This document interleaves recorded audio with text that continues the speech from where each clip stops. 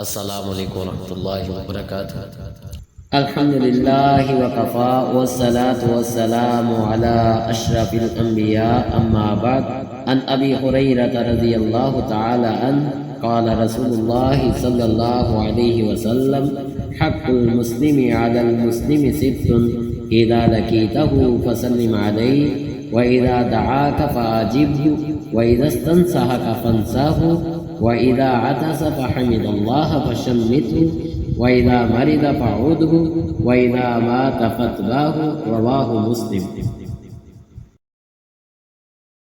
آپ احباب کے سامنے جو میں نے حدیث بیان کی ہے اس کے اندر ابو ہریرہ رضی اللہ تعالیٰ عنہ راوی ہیں۔ صحیح مسلم کی یہ روایت ہے۔ پیارے نبی صلی اللہ علیہ وسلم نے ارشاد فرمایا کہ مسلمان کے مسلمان پر 6 حق ہیں۔ جب وہ اس سے ملے تو اس کو سلام بلائے، اس کے پاس جا کر کے کوئی بندہ خیر طلب کرے تو اس کو چاہیے کہ وہ اچھی نصیحت کرے، اچھی خیر خواہی کی کوئی بات کرے۔ اسی طرح تیسرا حق بیان فرمایا، کہا کہ ایک بندے کو مسلمان کو چھینک آ جائے، وہ اللہ کی تعریف بیان کرے تو اس کو چاہیے دوسرا مسلمان حق ادا کرتے ہوئے یرحمک اللہ کہے، یعنی اس کا جواب دے۔ اسی طرح ایک مسلمان بیمار ہو جائے تو اس کی بیمار پرسی کرے۔ اور چھٹا حق بیان فرمایا کہ ایک بندہ فوت ہو جائے تو اس کا جنازہ پڑھے۔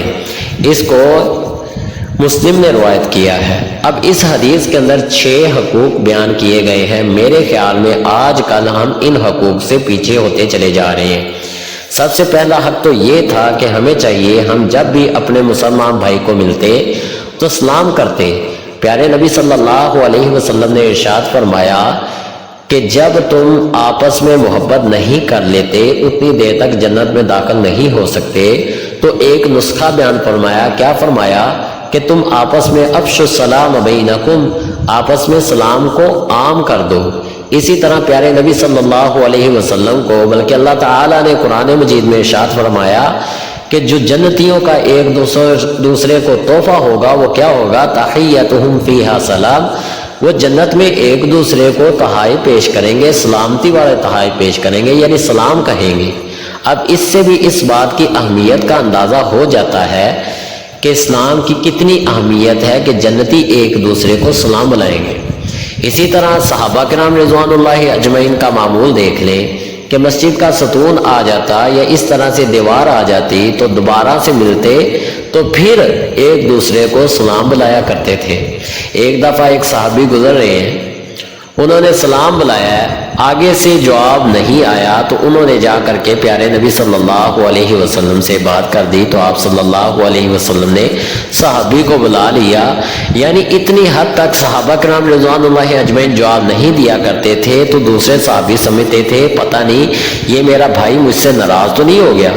ہمارے ہاں صورتحال بڑی عجیب ہے، ہم لوگ اسلام کو اتنی اہمیت دیتے ہی نہیں ہیں، ایک دوسرے کے قریب سے گزرتے ہیں۔ ہمارے ہاں وہ معیار، وہ عزت، وہ مقام، وہ مرتبہ جو اسلام نے دوسرے مسلمان کے اوپر حق کے طور پر ہمارے اوپر لازم قرار دیا ہے، ہم اس کو فراموش کر دیتے ہیں اور اسلام ابتدا نہیں کرتے۔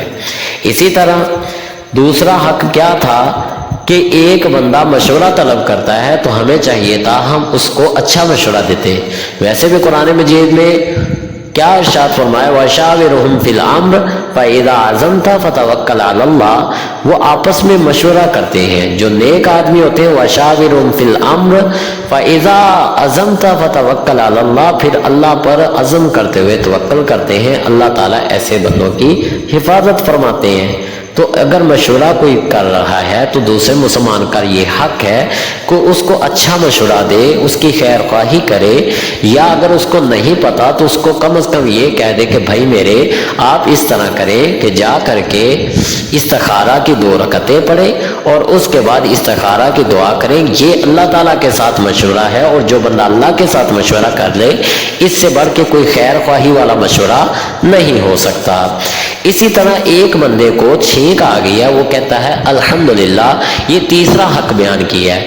اب دوسرے بندے کو جو سن رہا تھا، دوسرا مسلمان بھائی سن رہا تھا، اس کو چاہیے تھا وہ اس کو کہتا یرحمک اللہ، تو پھر آگے سے جس نے چھینک ماری ہے وہ آگے سے اس کا جواب دیتا یہدیکم اللہ ویصلح بالکم۔